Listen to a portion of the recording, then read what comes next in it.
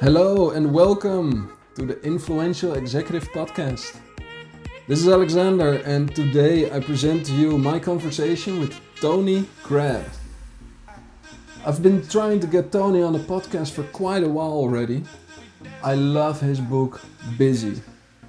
In his book Busy, he wakes up people to the pitfall of multitasking and running around from meeting to meeting instead of just manage your thoughts, manage your attention, take control, and think about the purpose of what you're trying to achieve before you just start running, working. Now, Tony Crabbe, he calls himself a business psychologist, and he works with tons of businesses, huge corporates.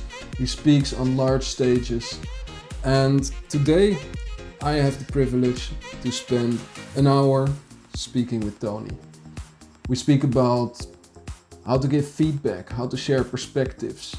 We speak about what attention really is, about positive thinking, negative thinking, how to work with this. And we spoke about what Tony learned from him playing ping pong.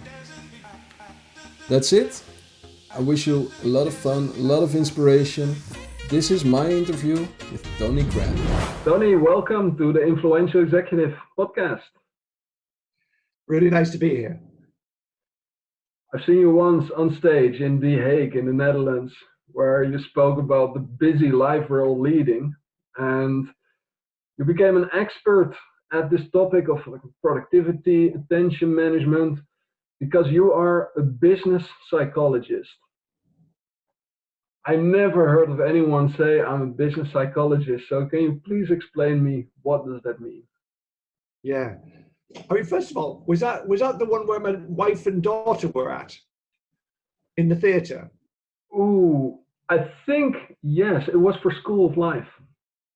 And it was a big theatre? Yeah, big theatre in The Hague, under the umbrella of School of Life. And I do remember you mentioning something about your wife and daughter being in there, seeing Daddy do his big show. And exactly. That was a really nice night for me for that. Business psychologist. Well, look, I'm a qualified occupational psychologist. So that's after my first degree and then my second degree in occupational psychology. Technically, I'm an occupational psychologist. But over the years, I've realized most of the work I do is with business. I guess I'm quite commercial in my outlook, and so it felt like business psychologist was just a more accurate description. Occupational psychologist sounded a little bit boring. A bit like occupational therapy or whatever. And it felt like, because really I look at behavior, emotions, and how people think in organizations as a way of improving how people feel, but also how people perform in businesses. So now, interestingly, one of the things I'm exploring at the moment is to actually change my title to the attention psychologist. It's actually, as I've following Busy and my further research, but if I look at where my work is leading more and more and more, it's getting more specific into how we harness best attention in organizations. So again, since I made up the title business psychologist, I asked maybe I can just make up the title attention psychologist. Yeah, I can imagine. Yeah, and I love that you draw the focus from time management to attention management. Something that's close to my heart as well. 5.5 years ago, I wrote and self-published a book called Get Rid of Stress in the Office. Oh, nice. It comes from a similar observation that you made. I was in the office and I saw people like my peers, colleagues, I saw them running around from meeting to meeting, stack of folders under their arm, looking important, speaking the language, and not getting 20% done of what I got done in half the time. Like every time in meetings, I realized that they're focused on completely the wrong things. They're focused on mimicking others, saying what they think others want to hear, instead of looking at what is the goal, what is my purpose, what are we achieving here, and what is the best next step. Now, how many years will it take before the world gets this? Yeah, well, look, it's starting to happen, but it's slow. I think it's fair to say when I wrote the book first and I started talking about this attention management thing, I think the people that got interested first were people I call serial self-developers. You know, the people that are first to buy new books and kind of, you know, maybe like yourself, really kind of into the whole self-development and self-help game. And then after a while, I started getting increasing calls from HR departments because they saw the relevance of this, and they found it kind of an interesting way of addressing some of the feedback they were getting around work-life balance, but in a more business-focused way. But now I'm getting increasing calls from, you know, organizations who are really thinking about crumbs. We're really struggling with this thing around attention. We're really struggling with our people are just so swamped and you know, doing so many micro tasks. How do we actually get them to focus and think properly again? So it's starting to happen as the language is sort of filtering through the business world. So I mean, you know, I did a project recently with Microsoft in the Netherlands where they wanted to reimagine their culture around attention. And it helped because they were rebuilding the office at the time. And so we did a really nice piece of work there to help them to think about what a culture harnessing around attention would look like. Cool. And actually what's been nice is they're going out and advocating for that in lots of other organizations now. So I think it's starting to happen, but it'll be a slow burn. And actually the next book I'm working on is very much around going deeper into what that shift really looks like. Yeah. I love that story, and you're 100% right. With me, it started from a personal development place. You know, I just realized there's a lot that's being expected of me. In that moment, I was 23 years old, working for Accenture, and I was leading a team of 18 people. They were all older than me. They all wanted things, and it was new for me working in an office. So much was coming at me, 120 emails per day. I was working 10, 11 hours a day, and I realized, do I want the rest of my career to be like this? No way. Yeah.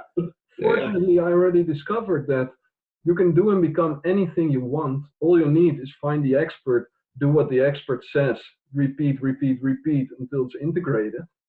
So for me, it was, for example, Brian Tracy, Tony Robbins. You know, they gave me these first nuggets of time management. Then I started to understand the underlying principles of what is going on.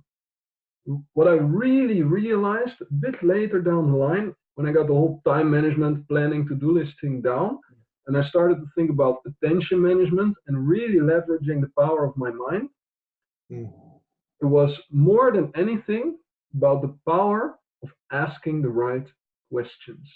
Once I started to view business and my own performance in the light of which questions can I ask about this topic at hand,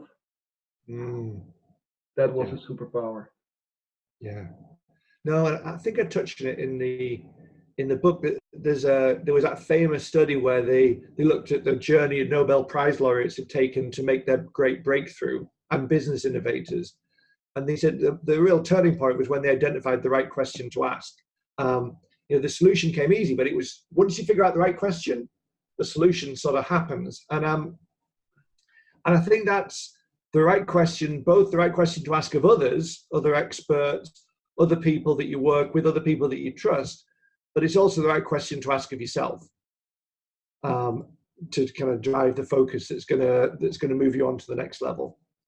But yeah, I mean, I've been a big believer in questions for quite a few years now. Yeah, because it's the questions that steer your attention. And I just, you know, I'm constantly fighting back at organizations at this old saying that kind of, don't come to me with a problem, come to me with a solution. It's just absolutely the wrong mindset.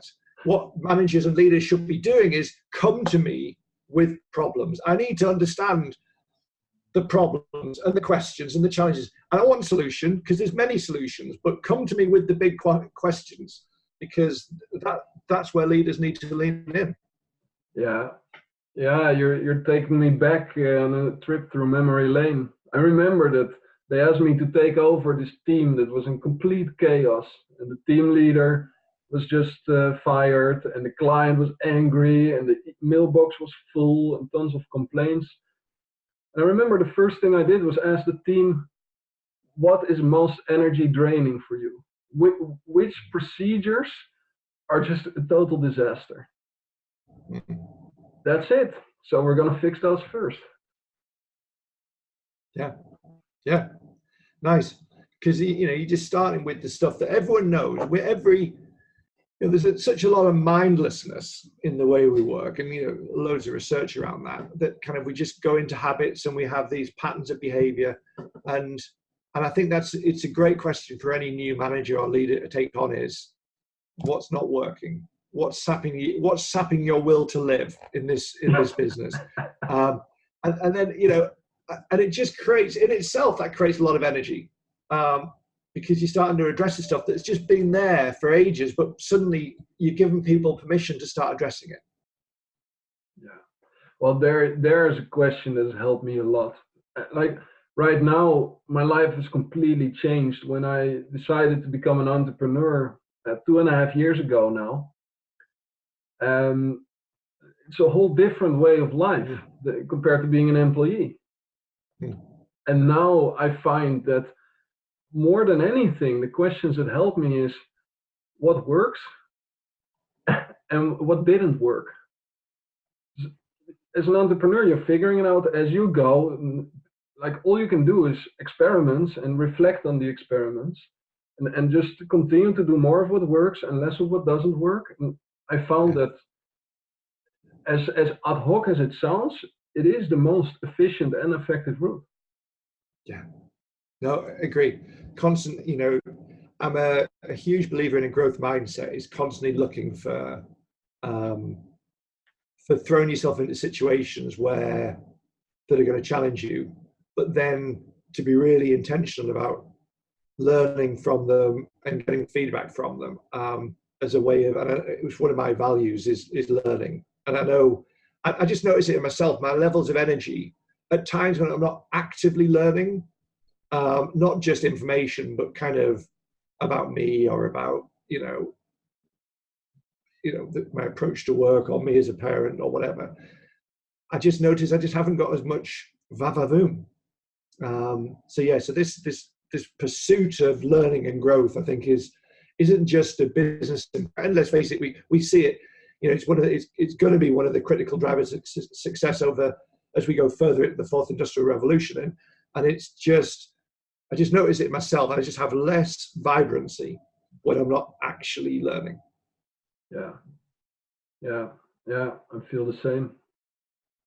And I'm like this whole personal development thing for me personally. It started 11.5 years ago. Since then, I've always made it my top priority. Regardless what I was doing, I was focusing on who am I being. And which experiments am I doing today? What did I read yesterday that I'm applying today? And as all personal development, that path eventually leads to the path of spirituality, to the bigger picture of who am I, who are we, what's going on over here.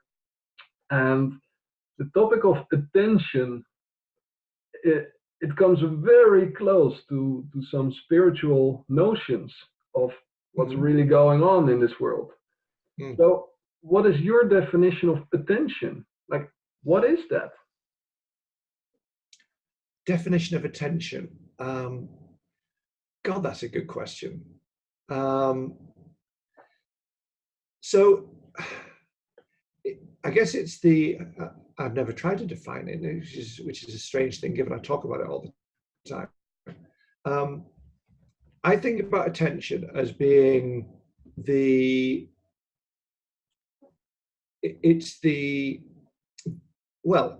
I think about attention as having a number of dimensions. And historically, I've talked about three major dimensions. First is is like a flashlight. It points in different directions. So it's got a direction. That's the first dimension of it. The second is it's got an intensity. So you might call that the depth of attention. So there's a kind of an intensity, and so we can point at one thing, and I'm looking at a phone over there, but I'm not really giving it a lot of attention. So even though I'm looking at it, my depth of attention is somewhat completely different to if I'm completely immersed in a great conversation or a big question. And then it's got a duration, which is the length of time it lingers on any given topic. And you might think of 2 days, one way you've had major chunks of attention where it's really lingered in depth on things, and where it's just bounced backwards and forwards. No matter how hard you try and concentrate, you're still moving rapidly. When I come to think about attention, I think of it at an individual level, at a collective level, and then at a lifestyle level, shall we say. So there's kind of, individually, there's our ability to focus on individual tasks with depth for periods of time. That's crucial when it comes to getting individual work done. There's then how do we harness collective attention? So how do we really get into amazing conversations in meetings? We've all been there at terrible meetings where, actually we're just killing the attention of everybody in that meeting. So there's something about surfacing the curiosity in a group to have amazing conversations or to get great work done. And then also there's another piece which is around how do we think about attention in a way that an athlete would, if you like, in terms of how do we harness and manage our attention so we can perform effectively at work. And that involves the way our practice outside of work. It involves time away from screens. It involves a bunch of that kind of stuff. Yeah, meditation, absolutely. Yeah, it's huge. One thing that I found really helpful in the mastermind group I'm running. So Win Mastermind, we have a set of principles, our 10+1 intentions, that set the stage for what we expect of each other and how we communicate with each other. And one of the 10+1 intentions is we choose to focus only on the positive. And that creates such a nice dynamics where like complaining is like, it's just not there. It doesn't exist when we're together. And even negative words, you hardly hear them. So what happens is the conversations are always focused around what did work, what can we do, which building blocks do we have in our tool belt. And so suddenly our focus is shifted from everything that annoys us, that we hear about at the coffee machine, to the infinite field of possibilities, the beautiful solutions we are creating together. Yeah. No, and there's a guy in the Netherlands. What's he called? He founded Omdenken. Yeah, beautiful movement. And his view, when it comes to creativity, is exactly in line with that thinking. Is there aren't problems, there are just great possibilities, if you like. And he would say it better than me, but kind of. Anyway, I think there's a lot to be said for, and I think sometimes when it comes to entrepreneurs, there's a lot of people say we have to fail more often, and there's often a lot of focus on failing because obviously it catches headlines and stuff. But I think if instead of talk about failing so much, because failing still has negative connotations, etc., it's about growth and learning. You get into a different conversation which is, which I think is more helpful. Yeah. And when you really start to pay attention, you feel that the word learning comes with a completely different energy than failing. We should fail more often. I feel a lack of energy there. And when it's replaced with we should experiment more often, or we should learn more often, then it's a little energy boost. Yeah, and even so small words can really help. I mean, I know there was some neuropsychology research recently that talked about the difference in the way people respond when hearing, you know, when the kind of gut response we have when someone says, "Can I give you some feedback?" You know, it's kind of like, Yeah, sure. the kind of the fight or flight kind of, you know, the threat response kicks in. But actually, if you start talking about, you know, talking about perspectives, you know, I want to share perspective on that situation. Suddenly, it's kind of, somehow it's less judgmental. Somehow it kind of speaks to, look, I have no view that this is right or wrong. It's my perspective, and I share it to put alongside your perspective, and then see what you want to do with it. So it's kind of, I think sometimes language, when it comes to how do we enable and empower the people around us, can make a big difference. Yeah, I believe so too. And actually, it's been almost 2 years ago, and I was in Los Angeles at a business conference. And over there, I met a lady, and she wrote the first ever book in the world, as far as we know, with only positive words. Yeah. And she does that because she believes in the power of words. She says, thoughts attract, words create. So pay attention to the words you speak, because negative words you speak is like, yeah, that's what you ask for. So I started to pay attention a lot to what comes out of my mouth, and being aware of almost saying negative words and then replacing them with something positive, it creates this whole new space, this whole new realm of thought. It's very interesting, and I'm still learning it. I'm still improving. I do feel that this is something that's going to stay close to me for a long time. So how does that? Because one of the things I'm reflecting on increasingly is, how can I say this? Positive psychology going too far, and the kind of endless positivity that comes up, and in doing so, devalidating. That's probably not a word. I've just made it up. But devalidating doubt, worry, anxiety,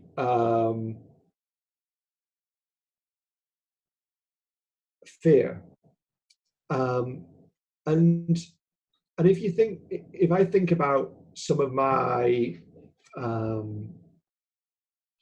biggest insights in life, biggest turning points, the teachers for me at those moments have been not positive, in that I mean, the outcome has been hugely positive, but the thing that's led to the deep reflection has been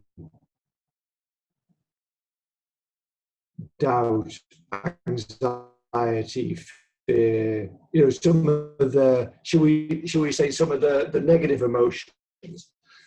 And I do some massively over focused on the negative side, on the problems and etc. And I think as a consultant, the risk is sometimes you over focus on the problems. And so I'm a huge believer in the value of positive. And we have to be mindful not for the pendulum not to sway too far, because there's also richness that comes from, shall we say, the dark side. Yeah, interesting. I've been thinking about that a lot as well. And, you know, of course, there's a big risk in embracing positivity and thereby pushing away everything, like negative emotions, for example. Many people keep themselves from expressing negative emotions, myself included, for many years, and I'm still learning again to also let that energy flow and be there. And that's very unhealthy. There's even studies that show that practically 95% of all diseases can be traced back to negative thoughts. Yeah. I think maybe the distinction is around because we know bottling up. Um, so, so spiraling endlessly on negative thoughts, which is what a lot of us do, is really unhelpful. But also denying those negative thoughts or kind of bottling them up, and kind of saying, not accepting them is also very helpful, very unhelpful. So it's probably the balance to strike here is acknowledging them and then moving forward positively, if you like. So seeing them as a teacher, seeing them as, that's interesting, I'm feeling really anxious about that. What does that mean? That's interesting. I'm really angry about that situation. What does that mean?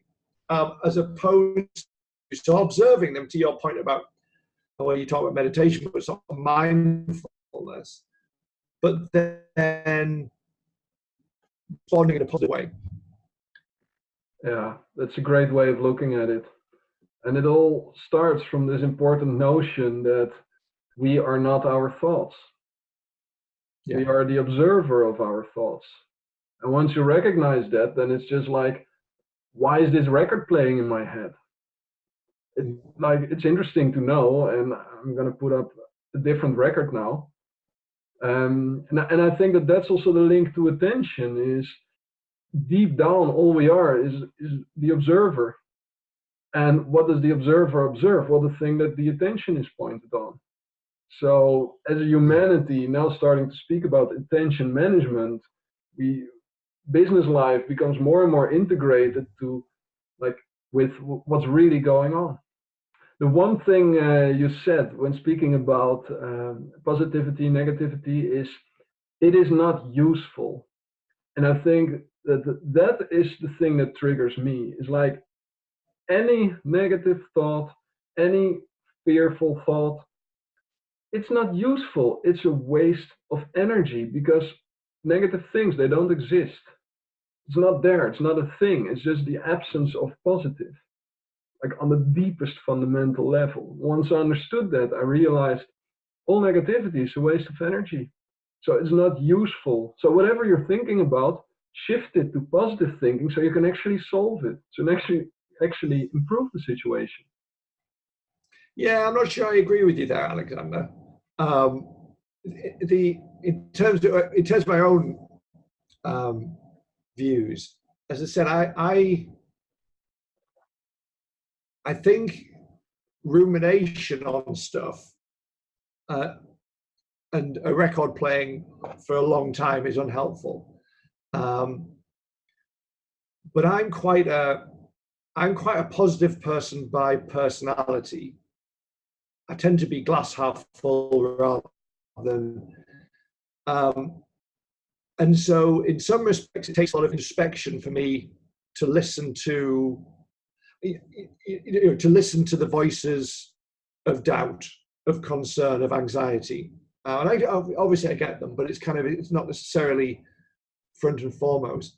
But as I said before, I found some of my big lessons in life have come through paying attention to some of those. So I think it's not useful to dwell, but I think there is.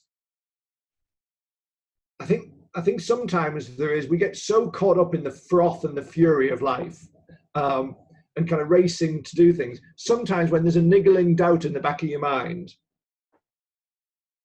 that's worth paying attention to. One way I've often said is, when people often talk about, I've not had a midlife crisis, or I turned 30 and I didn't have any problems with that. And you could argue that's lucky, that's good, maybe because the life's good. But you could say it's a lack of self-awareness, because actually maybe major life stages are nature's way of allowing us to reflect on what the lesson should be that we take forward into our next decade, for example. So I know, for example, particularly my turning 40, that the reflections that came from that period, feeling weird before turning 40, were major enablers of the life that's come afterwards. So I tend to, when there's a sort of, how can I say this? When I find I'm feeling just a bit off, or there's something going on, I tend to create space in my life to try and figure out what that is. Because otherwise, my activity and my natural positivity crowds it out. So anyway, I'm not saying this to challenge you. I'm just sort of sharing something that just personally I've found has helped me. But I think maybe it comes on. It depends on personality, if you like. Yeah, it's perspective. Yeah, And perspective. Exactly. Nice use. yeah, and I'm all with you. I'm all with you on that. I see these, voices of doubt, of worry. Of course, you stop and pay attention to it because you realize they're negative. There's something going on there. It's a red flag. It's a red flag. Hello, something to be fixed here. So create some space, take a step back, look at what's going on, and think positively about what can I do to address this. Exactly. What can I learn from this? What can I do? And how do I move forward? Yeah, super powerful. Because as long as you keep going, you have an energy leakage. It's like rowing a boat that has a hole in it. First fix the hole. And I think part of it, comes to, in busy, when I talk about, I make this distinction between kind of busy attention, which is this sort of crazy, frantic, racing, rushing, cramming, multitasking, and then sort of alternative, which is really focused attention on the problems and the conversations that matter. The third state that I missed out was reflection, not doing something, not doing a task, but kind of in silent reflection or going out for a walk and kind of, mind wandering. And that's really crucial. And actually, in some respects, time off task in reflection, you use the word meditation, whether it's kind of meditation or whether it's just meditation in a more, ambling and reflecting kind of way. That space for doing that has been squeezed out of our lives even more than focused attention, because what do? We have 5 minutes spare, but when we're waiting for a bus, the phone comes out. We constantly we fill every moment, and that kind of time to listen to those quiet voices, those subtle cues in how you're feeling, and I find that personally I need to almost make conscious time to be with those noises. Yeah, creating space, as you said, that's a big challenge, because there's a fight going on for our attention. All marketing is one big fight for attention. Every website you visit, there's stuff blinking and pop-ups, and everybody wants a piece of your attention. And the only person who can really take back control is us, ourselves. And it comes from an over narrow interpretation of what productivity is. Because I think if we, I even hear lots of people talk about productivity when it comes to their own life. Well, that was a productive weekend because of, the stuff they achieved in their weekend. And as opposed to, and we then undervalue time where we achieve absolutely nothing, and actually the times when we're doing nothing, are going to be some of the greatest providers of insight, of wisdom, of creativity. And so it's just allowing that kind of unproductive, unactive time to be protected in our lives. Did you know? For entrepreneurs, it's really important as well, because how many entrepreneurs get so focused on executing on their business and on kind of growing their business and all of a sudden realize they just haven't sat back and thought about it. In the Netherlands, we have a word for that. It's niksen. Even lekker niksen. Just nicely do nothing. Yeah. It's a verb. Yeah. Do nothing. How do you spell it? In Dutch, it's Niksen.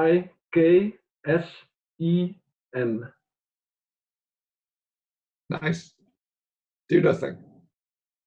Yeah, yeah. And the English language, I don't think that exists. I don't think it does. Funny, All huh? right.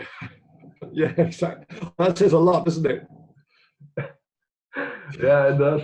Well, I mean, in the Netherlands, there's plenty of hard work and stress as well. But at least we have No, this word to remind us of how nice it is. Just do nothing. yeah, yeah. No, I remember that, Nixon. There's one thing you said about reflection that got me to reflect on the past, especially half year of my life as well. One huge source of reflection, besides my meditation and journaling, has been meaningful conversations with people I trust. And especially business friends. So business friends I call are people who are also entrepreneurs and we treat each other as friends. So we speak both about business and personal life with each other. They know that I'm building a business, and as opposed to regular friends, they don't get sick and tired of me talking about my business all the time. But they also know my personal life. So they understand me as a whole. And now I have people who I can check every thought with. This is going on. This is what I'm thinking. What do you say? You know, mirroring my thoughts like a mental mirror. And that's been massive. It's been so helpful. Yeah. No, because I mean, there's multiple benefits there, aren't there? It just, you know, I mean, I know going back as far as Freud, just they recognize the value of just the talking cure, just the very act of expressing something helps you get more clarity over it. So so the very act of explaining to your friends is a clarification piece in itself, but you're also getting different perspectives. It's also just a space that allows you time to kind of to reflect and wonder about something. So no, hugely powerful, and kind of having some diversity in the people that you go to that you can share those thoughts with is really super helpful. Yeah, it's like a superpower because it's a generator of new ideas. And I always say it only takes one idea to revolutionize a business. So creating space to actually generate such ideas, it's vital. Yeah. And how often do we, when we're feeling the pressure of work, these activities, whether it's silent reflection, whether it's a conversation just to mull over something, just to kick around some ideas, they seem unproductive. They seem somehow inefficient. And yet the stuff that they can generate is of a different order of quality often than an extra 15 minutes at the desk grafting away. So yeah, I mean, and I think I used to play ping pong, and I used to play, and me and my brothers used to play ping pong. We used to play really fast with lots of, really thumping it over and smashing the ball, and we looked really impressive. And then I met a guy and played a guy who killed me, and because he could play really fast, but he could also, at whenever he chose to, make it really slow, put loads of spin in it. And that ability to switch speed at will was, he used to kill me. But I think that's what we have to get better at in our lives and work is being intentional about because I mean, there are times when we need to get stuff done and we just need to execute with pace, with vigor, with energy, with focus.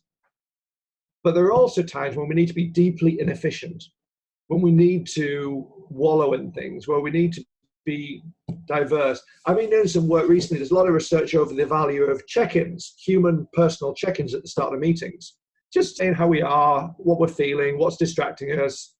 And there's a lot of work from helicopter industries and surgical teams about the value of that.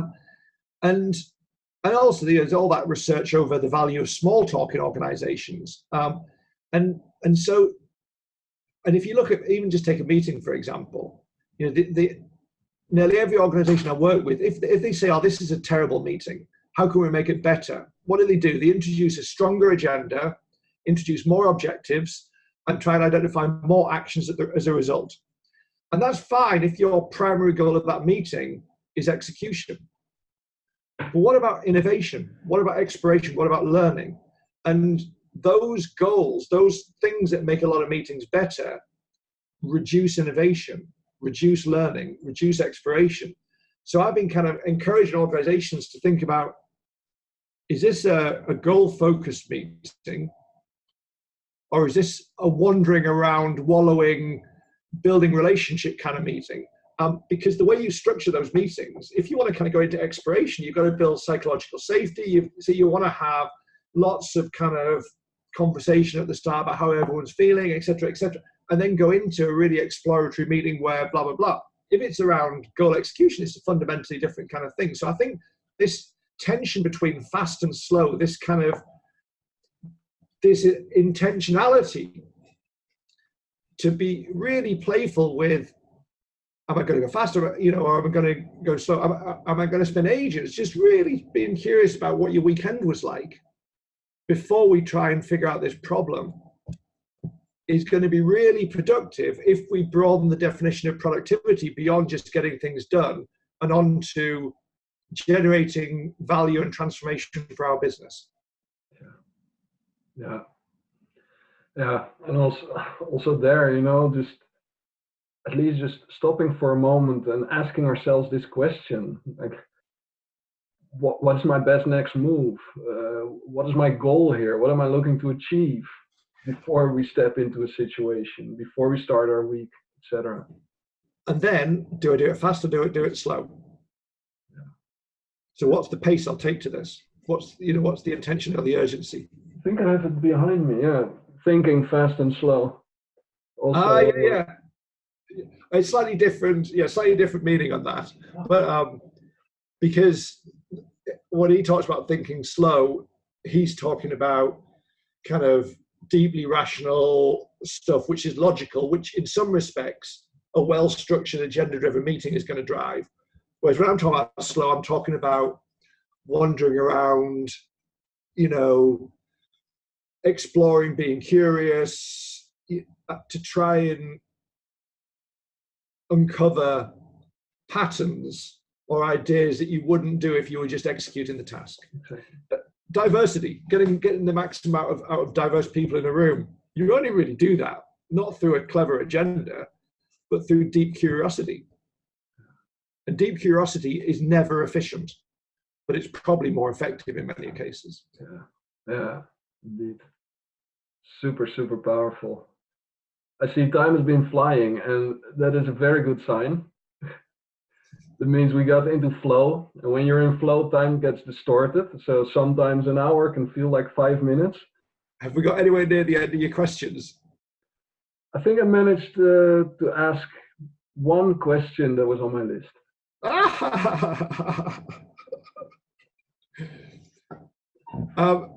If you need a little longer, I'm happy to go a little longer, but otherwise, I'll leave it to you. Well, I would love to. It's just in 7 minutes, I have another podcast scheduled. So I'm going to be ready and ready and sharp to speak with Neen James, who's also busy with productivity and attention. So I'm curious to see where that conversation goes, because we went very deep. And I think that's what the topic deserves, because this is the scarcest resource in the world. We choose what we aim our attention on, and there you are showing the world what to think of, how to look at this, and how to work with this. I think it's a real superpower. And for everybody listening right now thinking, I want to know more of what Tony has to say, of course, your book, Busy, that's a must for anyone who has ambitions in today's world. Where can people go online to stay in touch with you? Yeah, probably the easiest is to go into the website, which is tonycrabbe.com. And that's probably the best starting place. And that's got contact details and it's got information on there. Are you active on social media, or do you not focus too much of your attention on that? So I am at times. I'm fairly, intentional. I'm working on a book at the moment, so I find I'm not very active at the moment. In fact, I'm not active at all. at the moment. And then once I have finished the book, I'll then go back onto social media a little bit and reconnect. But at the moment, no, I'm not really there. Yeah, makes sense. And well, it's I actually quite a fan of some of the learning that comes out of Twitter for me. I follow some interesting people and kind of get quite a lot out of that at times. But in a limited time or whatever, I find when I'm in the zone of writing a book, I get a bit monk-like, if you like, and just focus on that. Makes a lot of sense. Tony, thank you so much for taking time, for having a deep, meaningful conversation. I very much enjoyed it. Well, me too. Apologies if you didn't get through your questions, but hey, we had a really good conversation. You asked me a couple of questions I've never been asked before, so I'll reflect on a bit more. Brilliant. I take that as a compliment. And my list of questions, that is just a plan B. Just like any planning, I always say my daily planning, that is in case I am not inspired. Because when I feel inspiration, I ride that flow and I'm 10 times more productive than anything I could have thought up in my mind in advance. Yes, no, that's true. That is true. Okay, so it's been a real pleasure, and hope your next podcast goes really well too. Thank you very much, and thank you for sharing. Okay. Have a great day. And the same to you. I hope you enjoyed the interview. I love how this was more than just an interview. This was really a meaningful conversation. Just two people sharing perspectives, exchanging thoughts. And I think we both uncovered some new ideas. Tony was happy that I asked him some questions that he never got asked before. Because you can imagine he does tons of interviews and always explaining the same story. Yeah, after a while you're looking for a challenge. And that is what gives me the freedom to just be curious, to just ask, to go with the flow. And that is what I love doing most. So I hope you had a good time listening to the conversation. I hope you're taking away a couple of things that you can apply in your life immediately. A small experiment or maybe a new habit you want to try out. If you want to stay in touch with Tony Crabbe, go to tonycrabbe.com. And you heard him, you can also find him on social media, on Twitter. Right now he's a little bit less active. The chances are he's gonna pick it up again when the book he's currently working on is done. That's it for today. I wish you a beautiful day. Enjoy it. I wish you lots of inspiration. Let's all go out, get some work done, and most importantly, let's have some fun.